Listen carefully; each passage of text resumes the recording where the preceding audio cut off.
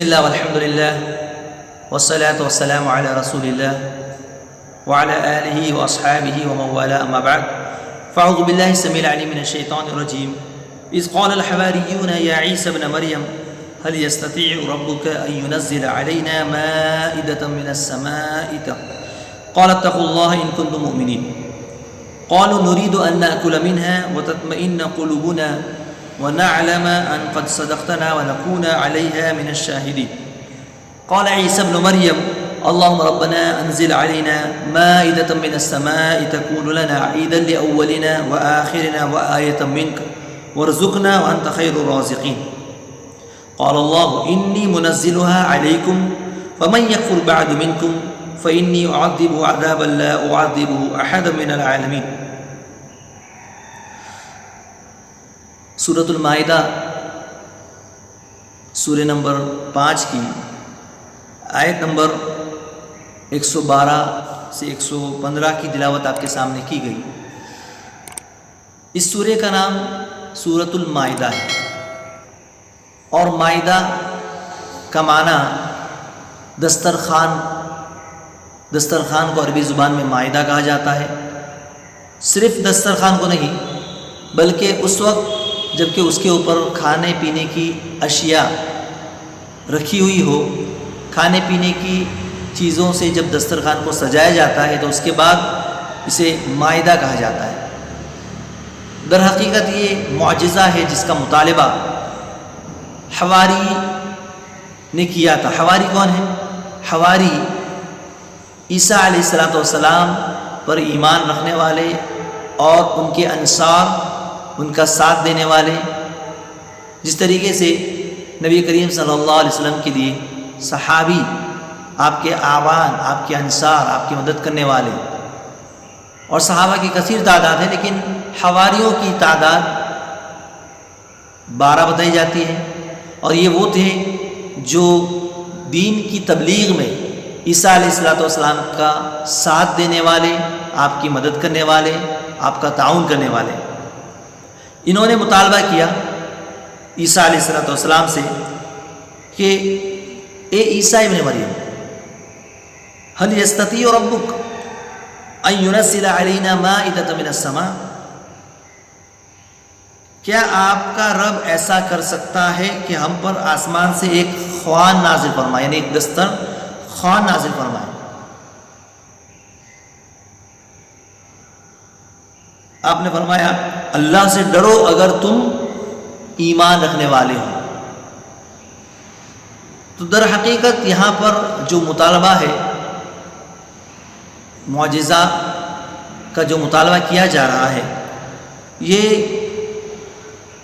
آگے کی آیت کریمہ میں اس کا ذکر فرمایا کہ کس مقصد سے انہوں نے اس کا مطالبہ کیا. انہوں نے کہا قالوا نريد ان ناكل منها، نمبر 1 ہم چاہتے کہ ہم اس سے کھائیں، وتطمئن قلوبنا، ہمارے دل مطمئن ہو جائیں، ونعلم ان قد صدقتنا، اور پورا یقین، ہمارا جو یقین ہے وہ بڑھ جائے کہ آپ نے ہم سے سچ کہا ہے، سچ بولا ہے، ونکون علیہا من الشاہدین، اور ہم گواہی دینے والوں میں سے ہو جائیں. اس سورہ کا نام اسی آیات اور ان آیات میں اس واقعے کی طرف اشارہ کرتے ہوئے اس سورہ کا نام بھی المائدہ رکھا گیا ہے، یعنی دسترخوان. یعنی یہ دسترخوان در حقیقت انہوں نے مطالبہ کیا کہ آسمان سے اللہ تبارک و تعالیٰ اسے نازل کرے، ہم اس سے کھائیں گے. اور جس طریقے سے اس سے پہلے منہ و سلویٰ کا نزول ہوتا تھا وہ بھی ایک معجزہ تھا، بغیر کسی محنت، بغیر کسی مشقت کے. اور فائدہ یہ ہوگا کہ ہم روزگار کی تلاش سے اور کما کر کے محنت اور مزدوری کرنے سے اور یہ سب جھمیلوں سے بچ جائیں گے، سکون سے پروردگار کی عبادت کر سکیں گے. کھانا جب وقت پر حاضر ہو جائے گا تو اب صرف کام ہمارا عبادت ہوگا. ہم کھا لیں گے، ہماری جو بھوک ہے، پیاس ہے، اس کو ہم مٹا لیں گے. اور دوسرا یہ کہ جب یہ نازل ہوگا تو ہمارے دل مطمئن ہو جائیں گے. یہ وہی بات ہے جس طریقے سے ابراہیم علیہ السلام نے کہی تھی کہ اللہ کیف ارنی کیف تحیی الموتى قال ولا تؤمن قال بلى ولكن ليطمئن قلبی، اے اللہ، اے پروردگار، تو مردوں کو زندہ کیسے کرتا ہے؟ تو اللہ تبارک و تعالیٰ نے فرمایا کہ کیا تمہارا ایمان مجھ پر نہیں ہے؟ کیا تمہیں یقین نہیں ہے کہ میں مردوں کو زندہ کر سکتا ہوں؟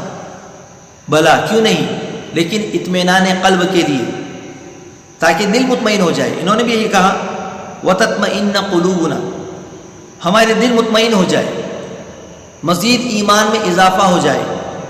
ورنہ یہ مسلمان تھے، ان کے ماننے والے تھے، ایسا نہیں تھا کہ انہیں شک تھا، لیکن اور ایمان میں مضبوطی کے لیے انہوں نے اس معجزے کا مطالبہ کیا۔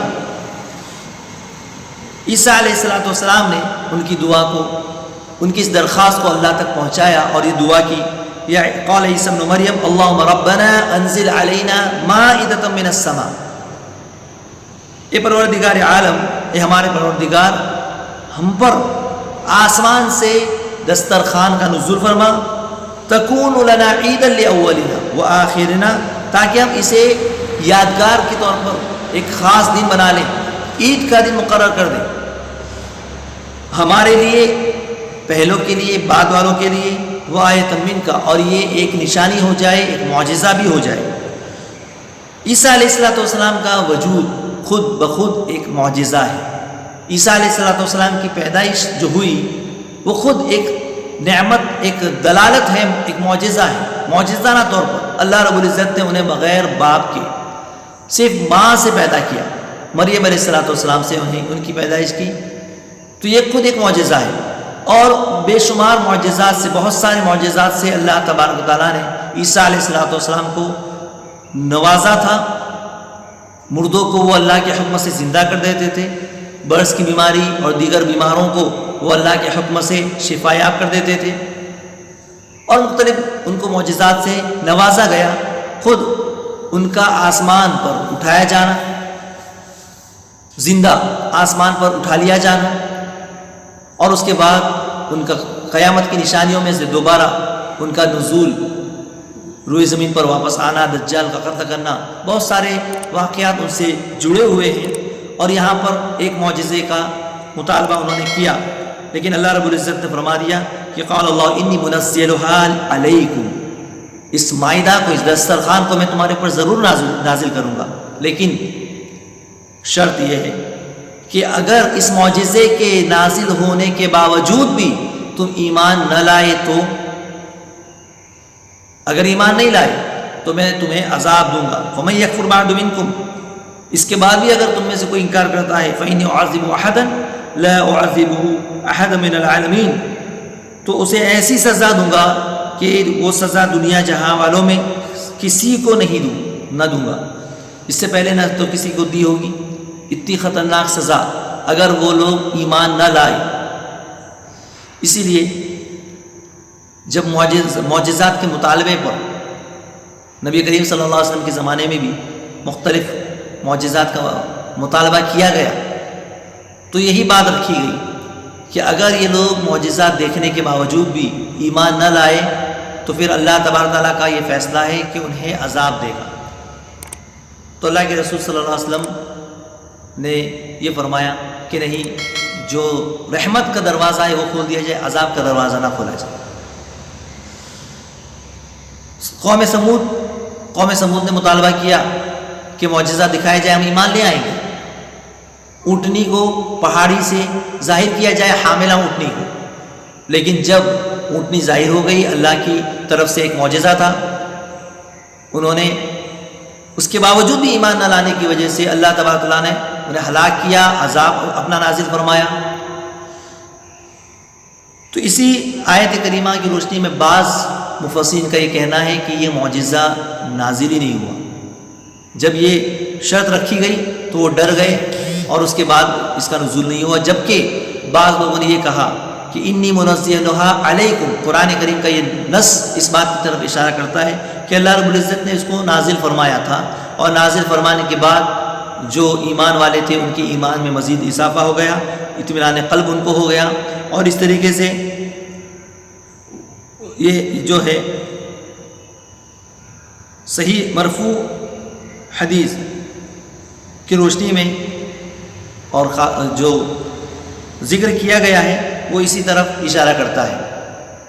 تو یہ واقعہ سورۃ المائدہ کی نزول کا سبب بھی ہے، سورہ مائدہ کی وجہ تسمیہ، المائدہ کی وجہ تسمیہ ہے۔ اللہ سے دعا ہے کہ اللہ تبارک تعالیٰ ان واقعات سے، ان معجزات سے ہمیں عبرت اور نصیحت حاصل کرنے کی توفیق عطا فرمائے، اطاعت اور فرما برداری کرنے کی توفیق عطا فرمائے، نافرمانی ناشکری سے بچائے، آمین۔ وما علینا الا البلاغ المبین۔ السلام علیکم ورحمۃ اللہ وبرکاتہ۔